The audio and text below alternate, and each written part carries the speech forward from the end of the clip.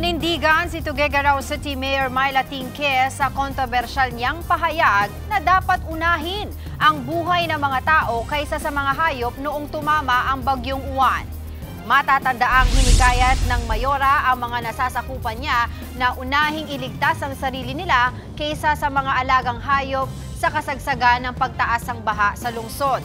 Dagdag pa ng alkalde, napapalitan naman daw ang mga hayop at mga gamit, pero hindi ang buhay ng tao.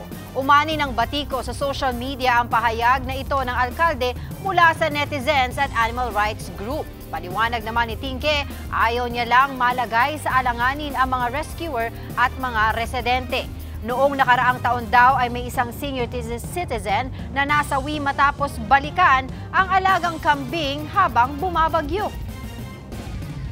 Not victim blaming.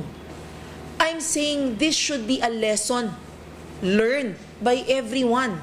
'Di ba? It's a reminder na we lost someone and we don't want that loss again.